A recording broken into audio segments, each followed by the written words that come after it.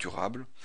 Pour terminer cette première approche sur la simulation DMM, nous allons voir un dernier exemple des possibilités de simulation des objets DMM et notamment de création. Précédemment, on avait vu comment créer des objets primitifs de manière assez simple, des objets directs, donc DMM.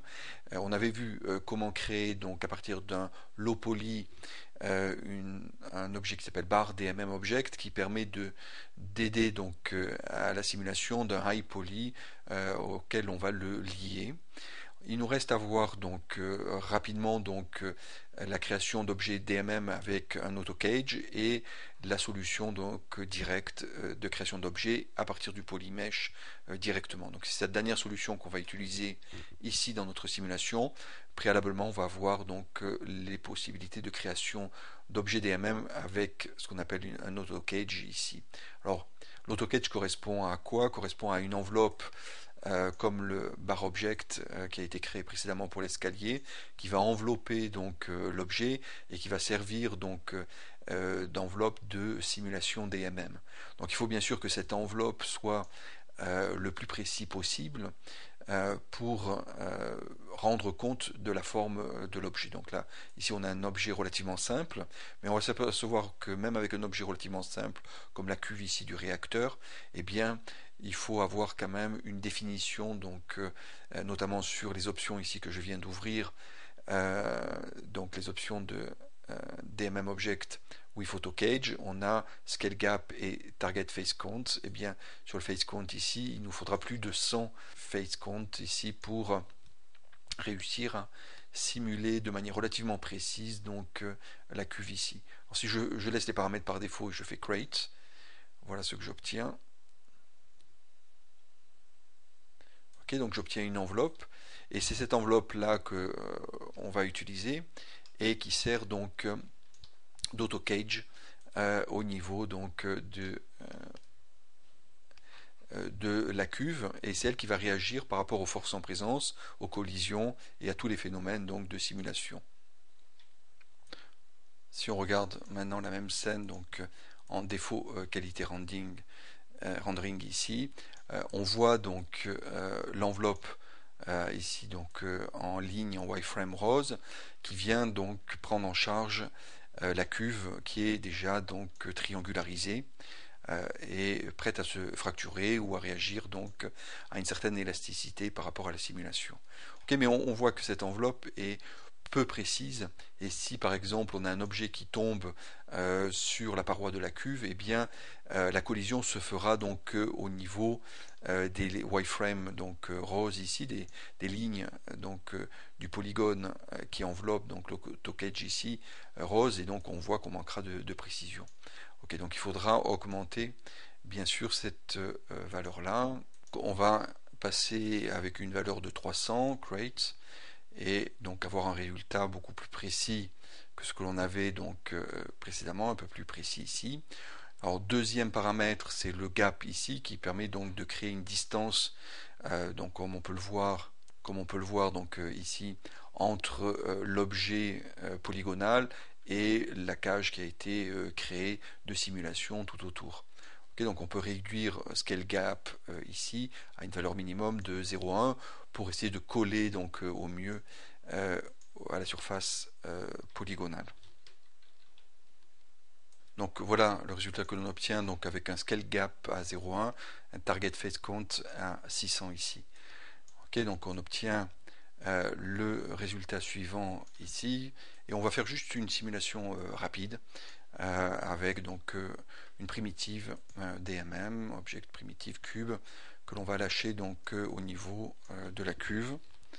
Donc ici l'objet primitif cubique est mis en place de telle manière de chuter donc sur la cuve, comme on peut le voir. Donc on a mis en termes de paramètres, j'ouvre donc le DMM Asset Manager comme on l'a précédemment vu, DMM Material Node Select ici, et j'augmente la densité du cube pour qu'il chute de manière un peu plus violente donc sur la cuve. Au niveau de la cuve, eh bien, on va mettre donc un paramétrage donc du matériel de telle manière qu'elle puisse se briser sous le poids du cube ici. Alors toujours DMM Asset Manager, driven tête mesh ici, je peux l'enlever de la manière que je vois donc au niveau de la cuve ce qui se passe. Je pourrais toujours donc le remettre, driven tête mesh, voilà, ici. C'est lui qui va gérer dans tous les cas donc la simulation, et je peux venir sur DMM Material Node, sélectionner ici. Donc on a le matériel par défaut, je peux donc en associer un autre dans DMM Material, assign new DMM Material, et je vais prendre donc une cuve en fer avec un sheet métal ici. Ok, donc je peux voir les caractéristiques ici, donc densité 1100 relativement faible, ici avec donc une possibilité relativement faible aussi de pouvoir se briser, donc je la réduis un peu ici sur des valeurs de 2300, 2000, ok, on va arrondir, voilà, et on va lancer donc la simulation. Donc voilà le résultat que l'on obtient ici. L'objet donc arrive, hop, on va, voilà, l'objet arrive donc au niveau, on va rebobiner et relancer la simulation. Voilà, et donc l'objet donc primitif arrive donc au niveau de la cuve et vient briser donc la cuve. Et ici donc grâce au fait qu'on a défini donc la cage de simulation, donc le tête mesh, le driven tête mesh qui est relativement précis, eh bien on obtient donc un résultat ici relativement précis entre le choc du cube et la cuve. Donc c'est le problème principalement qu'il faudra résoudre dans ce cas de figure, avoir donc quelque chose de relativement précis si on a affaire notamment à des chocs pour que les contacts se fassent de manière assez réaliste. Donc la méthode de l'autocage est une méthode très intéressante parce qu'elle permet d'abord d'une part de simuler plus rapidement donc la fracture ou la déformation d'un polygone, et la possibilité de pouvoir aussi donc fracturer le polygone en dehors de sa forme d'origine. Donc on voit qu'on a donc un ensemble de fractures qui est maîtrisé par l'enveloppe donc extérieure qui pilote la simulation, donc le driven tête mesh que l'on a créé, qu'on a vu donc ici en rose et qui a disparu, donc je peux remettre, que l'on voit donc ici, simulate tête mesh. Donc si je mets ici, donc j'ai le driven tête mesh qui est l'enveloppe de départ, hein, ok, et puis j'ai le simulate tête mesh qui est le résultat ici donc de la découpe qui est fracturée elle aussi selon sa découpe et qui entraîne donc le polygone dans cette découpe là que l'on voit donc au fur et à mesure que le cube s'écrase donc sur la cuve. Ok, je l'enlève ici et on voit donc l'ensemble des fractures se réaliser. Donc j'avance d'une frame ici au fur et à mesure. Ok, voilà. Donc voilà une solution intéressante qui permet rapidement donc de pouvoir donc simuler des collisions. Alors au-delà des collisions ici entre le cube et la cuve qui a nécessité d'avoir donc un autocage relativement précis, eh bien on pourra utiliser le système d'autocage pour briser des éléments qui ne sont pas forcément donc, ou déformer des éléments, briser ou déformer des éléments qui ne sont pas forcément en collision avec d'autres objets et qui n'ont pas besoin donc d'avoir cette précision là. Donc par exemple on pourra l'utiliser dans le cas d'explosion d'un élément, donc l'élément explose tout seul et part dans tous les sens dans l'espace. À ce moment-là la notion d'autocage est assez intéressante à utiliser ici. Ok. Voilà donc pour la création de la fonctionnalité ici d'objet DMM avec un autocage. Bien sûr, il faut regarder donc les différents paramètres de manière plus précise. C'est ce que l'on fera donc dans les prochains tutoriels. Pour l'instant, on va revenir donc sur notre élément de base, ici la cuve donc de départ, et utiliser donc la dernière fonction qui est la création donc d'objets DMM à partir du polymesh directement. Ok, donc je reprends ma cuve, je viens ici donc from polymesh, Donc on va venir sur les paramètres ici d'area et de qualité que l'on a déjà définis pour les objets DMM primitifs. Donc area, bien, on va le descendre à l'unité et quality, ici on va l'augmenter donc à son maximum à 25.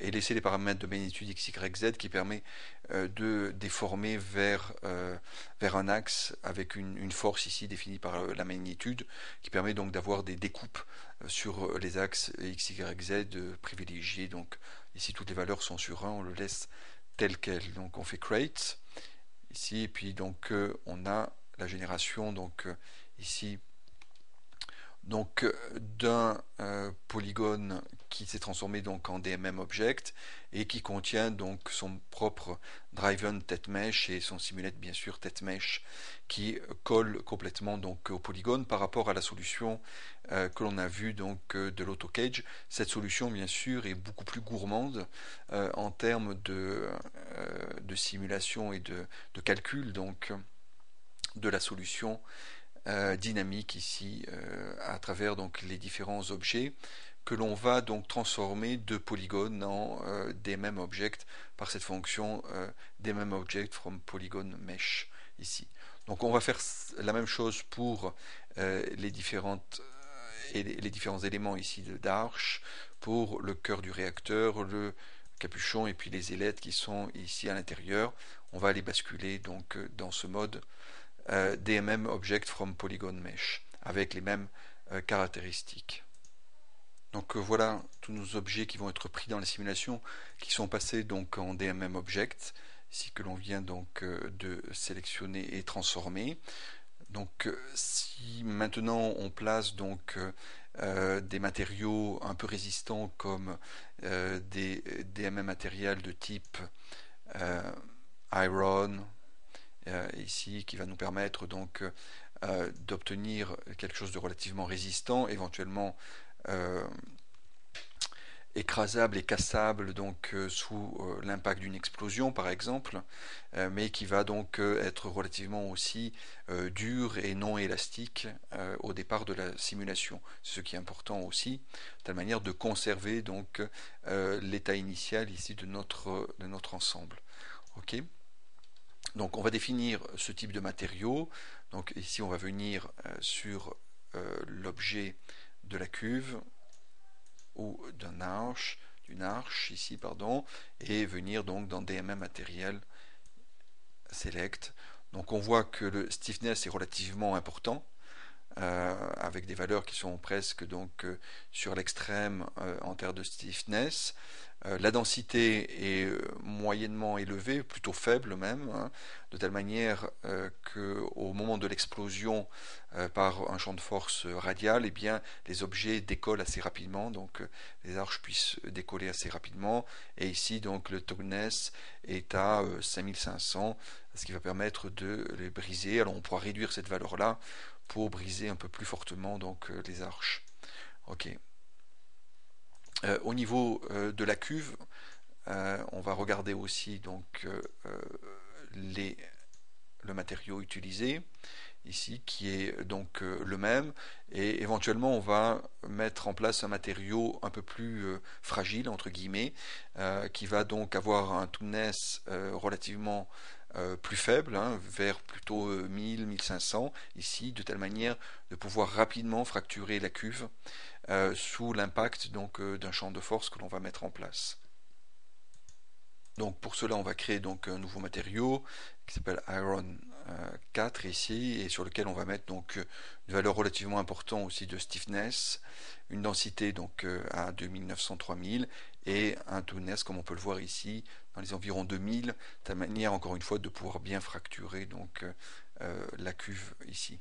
Pour les éléments donc à l'intérieur, les réacteurs et les ailettes, eh bien on va utiliser donc un matériau de base de type wood qu'on va venir modifier donc en réduisant quand même la valeur donc de stiffness, en descendant donc la densité et on voit que le toughness est relativement faible, est à 20 ici, de telle manière qu'on puisse briser très rapidement donc le cœur ici du réacteur on va dire et les ailettes qui ont peu de découpe ici, donc on a peu subdivisé pour des économies donc de simulation, de temps de simulation, mais qui devront quand même se briser donc sur la longueur, ici comme on peut le voir donc avec les découpes qui sont ici préparées.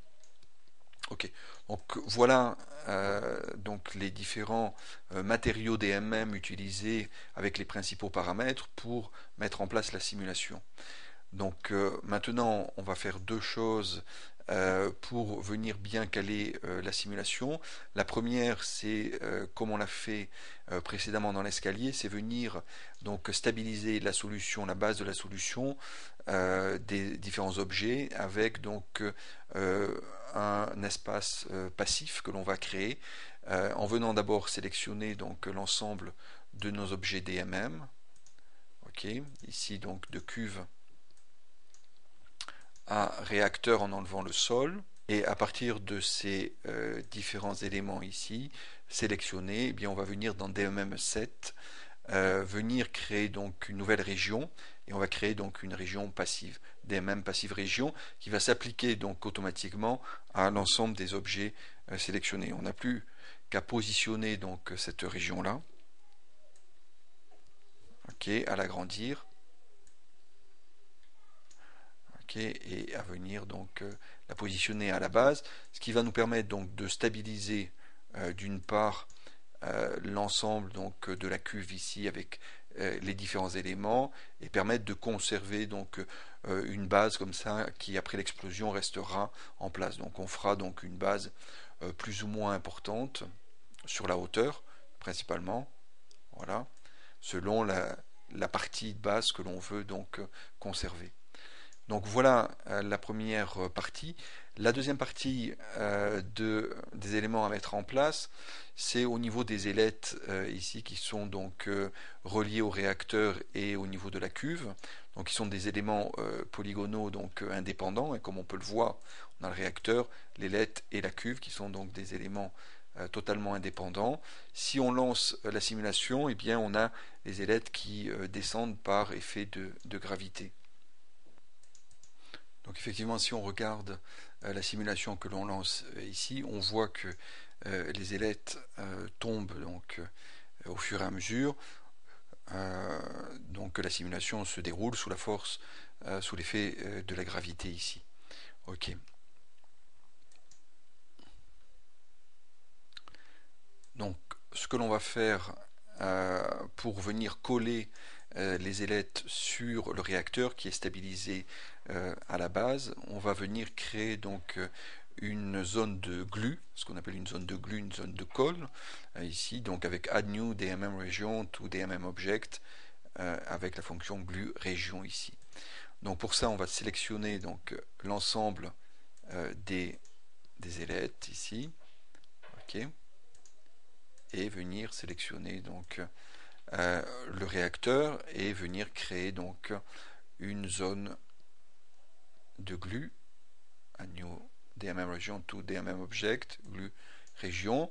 Donc cette région englobe l'ensemble des objets que j'ai créés et je viens limiter donc la zone ici de glue à l'intersection donc des objets qui m'intéressent, ça veut dire donc au niveau de la jointure entre le réacteur et les ailettes ici à ce niveau là.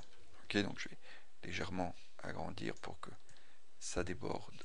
Voilà, ok, voilà.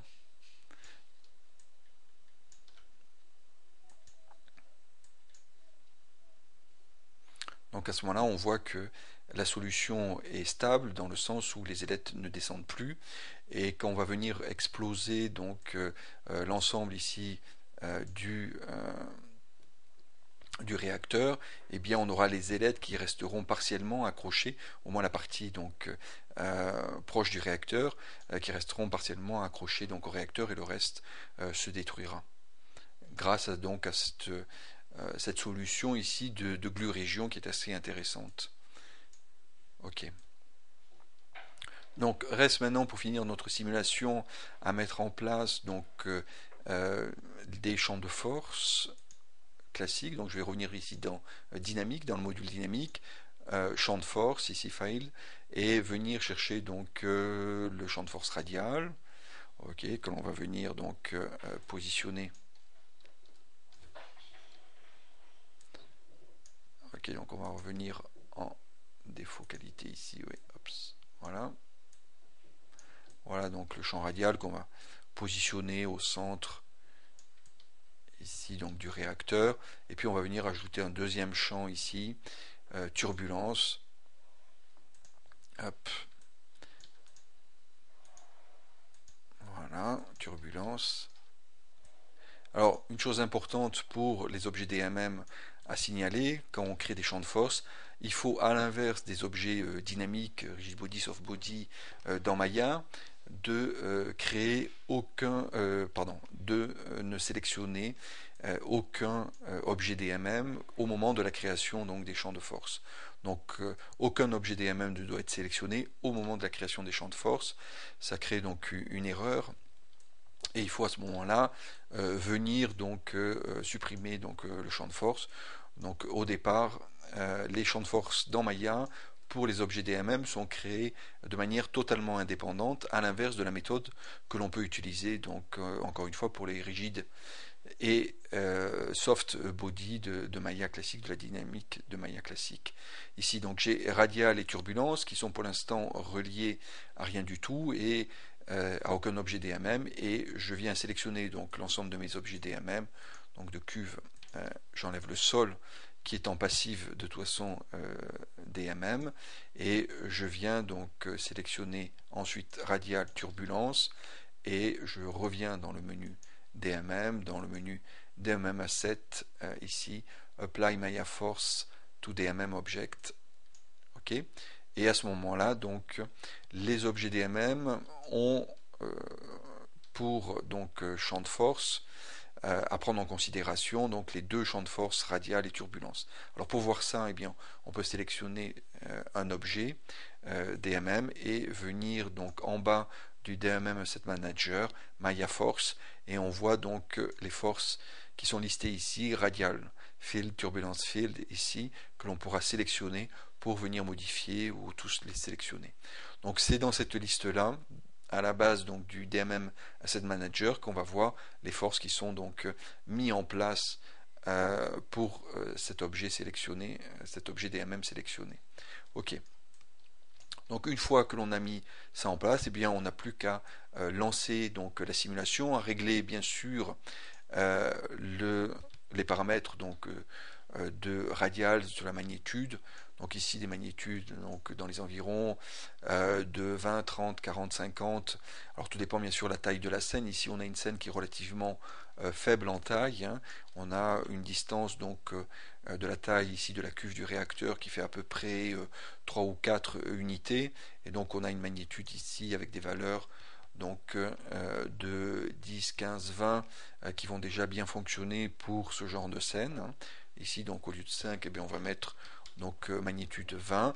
L'atténuation, eh bien, on pourra en mettre une atténuation par rapport à une distance. Si j'ai une scène qui fait à peu près une dizaine d'unités, j'ai dit 3-4 unités pour la cuve, donc ici on va limiter donc, le champ radial à 5-6 ici, ok, ce qui permettra donc d'avoir un noyau explosif au centre ici du réacteur.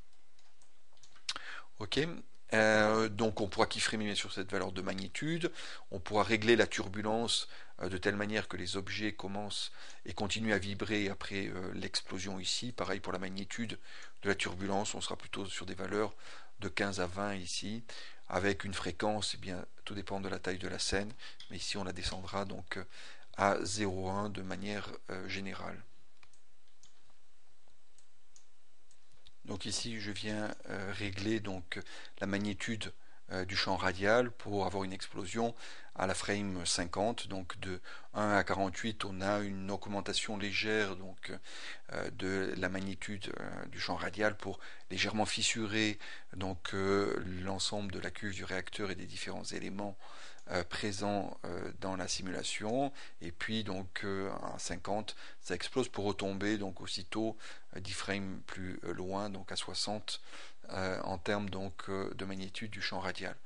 Donc on mettra une turbulence ici magnitude 50 pour commencer à faire vibrer donc dans les premières frames la cuve, et on pourra donc obtenir avec ces deux champs de force et les différents éléments que l'on a mis en place, comme donc la région passive et la région glue qu'ici on a cachée, on pourra donc obtenir la simulation suivante. Ok, donc je lance le playbast ici, voilà. Donc on voit au départ de la simulation la vibration donc de la fréquence et du basculement légèrement donc du réacteur central. On voit bien donc l'accroche de la région glue, les ailettes qui restent accrochées même jusqu'à la fin donc au niveau du réacteur, ou partiellement les parties qui ne sont pas brisées. Et ce que l'on voit aussi donc à la base, c'est la région passive qui laisse donc toute la base donc de la cuve et des éléments latéraux donc intacts sur la hauteur donc de la région passive.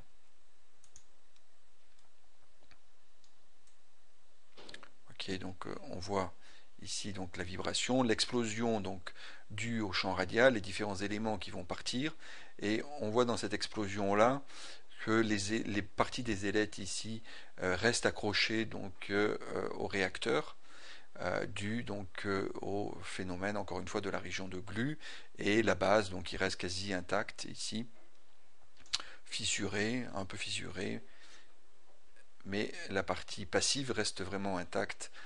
Ici on le note donc à la fin de l'explosion. Ok.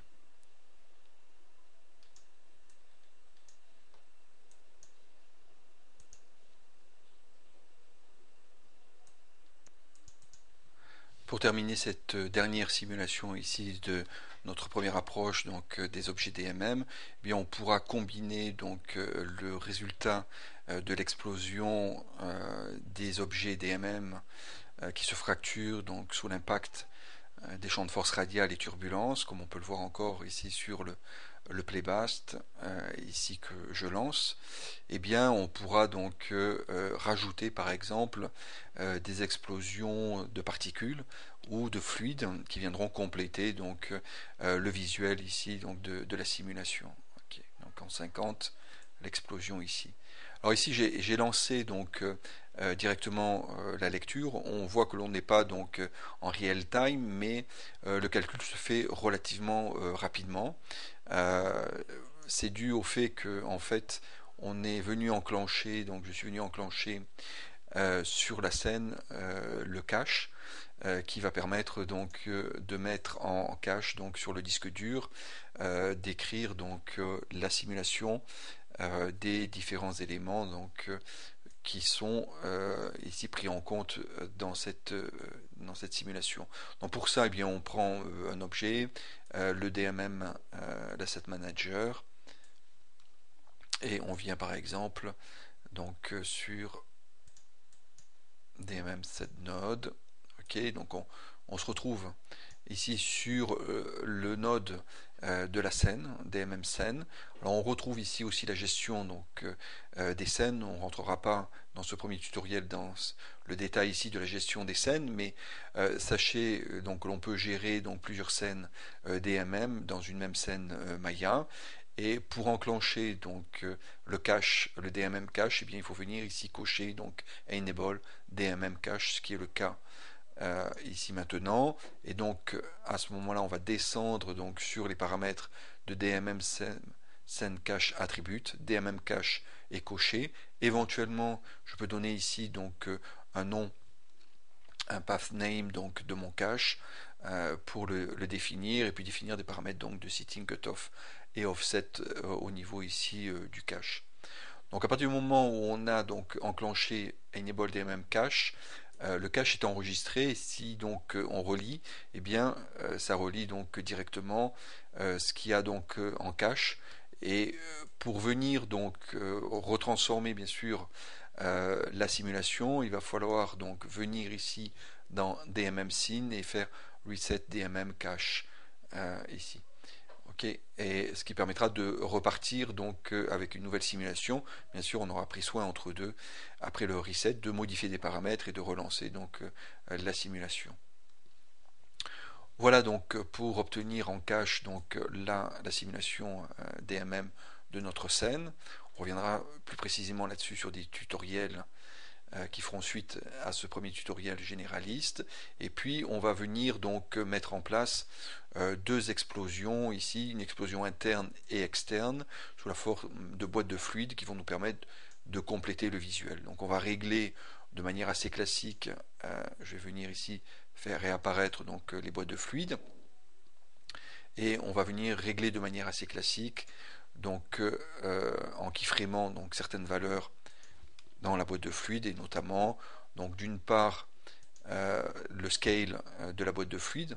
On va l'augmenter au fur et à mesure de l'explosion, donc elle va trouver son apogée ici dans les environs de 45, avec une valeur de 45 ici en termes de scale.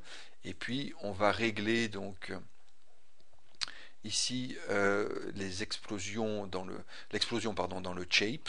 Alors, dans le shape, on va au niveau des fluides ne pas utiliser la dynamique des fluides, donc tout le monde va être en off ici dans Content Method, et on va venir donc faire une explosion à l'aide du shading, et notamment assez classiquement à l'aide des paramètres de color, mais surtout incandescence, qu'on va régler donc pour venir briller, pour simuler l'explosion au moment où cela nous intéresse. Donc ici à la frame 8, ça va être entre 3 et 8 au maximum, comme on peut le voir ici. Si on regarde l'explosion externe, eh bien on aura la même chose mais un peu plus loin.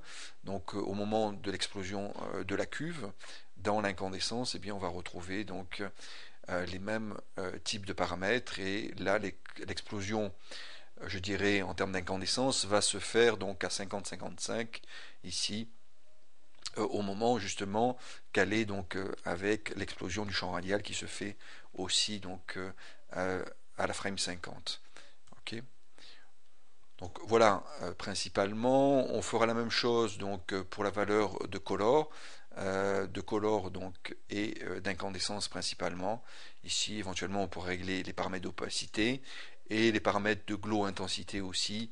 On va augmenter donc bien sûr l'intensité du glow au moment de l'explosion, donc avec une valeur à 0,4 ici. Ok. Donc voilà le résultat que l'on obtient ici après Playbast réalisé. Donc la première explosion interne qui fait bouger, donc qui est due au phénomène de turbulence et du radial qui commence à monter, qui fait vibrer un peu, calé donc avec la première explosion interne, et puis la deuxième explosion ici qui intervient à la frame 50 et qui fait donc exploser totalement donc la cuve. Bien sûr, il va falloir donc ici c'est une simulation dans le viewport. Il va falloir donc jouer sur les textures, brûlées, noircies, sur les différents matériaux ici, puis rajouter bien sûr d'autres éléments. On pourra venir ajouter donc des particules, par exemple en instance, sous la forme de petits blocs qui viendront rajouter donc du grain à l'explosion, pour passer donc des gros blocs simulés donc en DMM à l'explosion de fluide. Entre les deux, et bien on aura des petits blocs que l'on pourra rajouter donc comme on l'a précédemment fait dans des tutoriels de l'explosion planétaire. On a montré comment on pouvait donc à l'aide de différentes granularités obtenir donc une explosion relativement réaliste.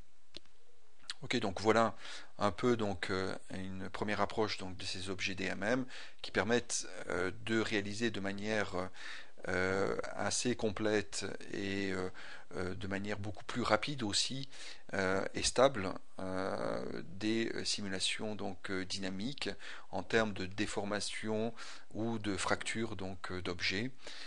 Par rapport donc au moteur de base de Maya, on a ici donc avec les DMM un moteur beaucoup plus puissant.